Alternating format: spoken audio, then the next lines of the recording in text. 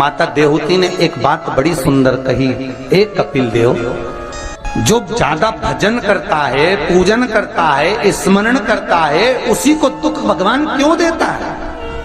पड़ोसन कभी मंदिर नहीं जाती, अगरबत्ती नहीं लगाती, कभी किसी को 1 रुपया दान नहीं करती, वो तो खूब फले फूले। और हम तो सोमवार का व्रत करें, मंगलवार करें, एकादशी करें, द्वादशी करें, लोटा भर के पानी भी चढ़ाएं, तो भी दुख हमें क्यों मिलता? बोलो रे जी सही है कि गलत है? उसका उत्तर कपिल देव जी महाराज ने दिया, मां सुनो, जिस प्रश्न को आपने मुझसे करा, यही प्रश्न देवऋषि नारद ने भगवान विष्णु से करा था। यही प्रश्न भगवान विष्णु से देवऋषि नारद ने करा कि जो मंदिर जाए, देवालय जाए, पूजन करे, अर्चना करे, पाठ करे, स्मरण करे, दुख उसी को क्यों मिलता है? और जो कभी मंदिर नहीं जाए, भगवान का भजन नहीं करे, उसके यहाँ तो 4 चांद लग जाते, खूब लक्ष्मी भगवान देता। नारद जी ने जैसे भगवान विष्णु से ये प्रश्न किया, तो भगवान विष्णु देवऋषि नारद से बोले, इसका उत्तर मैं बाद में दूंगा, पहले अपन दोनों ब्राह्मण के कपड़े पहनकर चल घूमने चलते।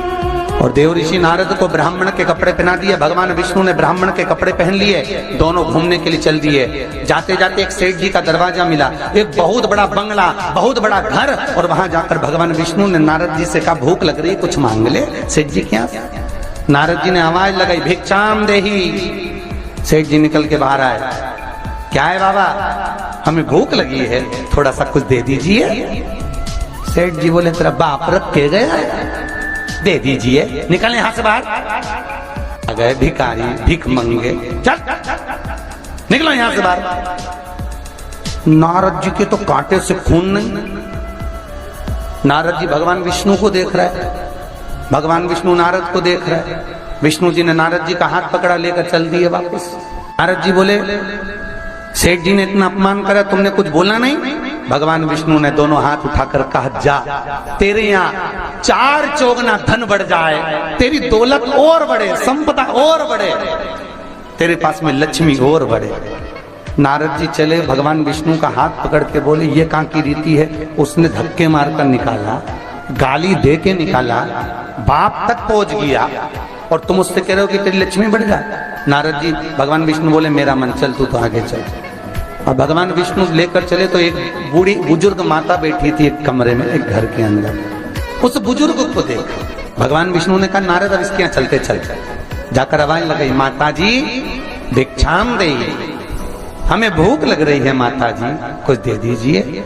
माता जी बोली, देखो बाबा, मेरे घर में खाने का तो कुछ भी नहीं है, बस एक गाय है, उस गाय की मैं सेवा करती हूँ, दूध मिलता है, वही दूध रखा हुआ है, तुम दोनों अंदर आ जाओ।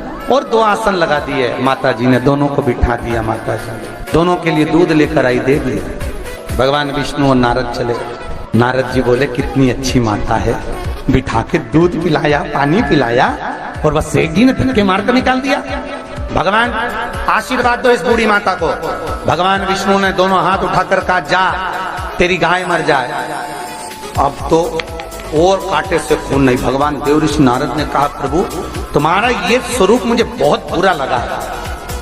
भगवान ने कहा, कौन सा स्वरूप? वो सेठ जी ने धक्के मारकर निकाला था, कहते हैं और लक्ष्मी बढ़े, और वो बेचारी गाय का दूध पिलाई और तुम कहते उसकी गाय मर जाए। हाँ। भगवान बोले, मेरा मन, तो तुमने ऐसा क्यों करा?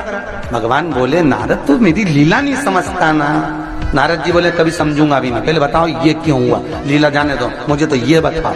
भगवान ने कहा, नारद बात इतनी सी है, वो बूढ़ी माता मेरा भजन करती है, दिन भर मेरा नाम लेती है, वो मरेगी, उसके घर में एक गाय है, उसमें उसका दिल बहुत लगा हुआ है, उसकी सेवा करती है, मरेगी, मरते समय विचार करेगी कि मेरे मरने के बाद मेरी गाय का क्या होगा।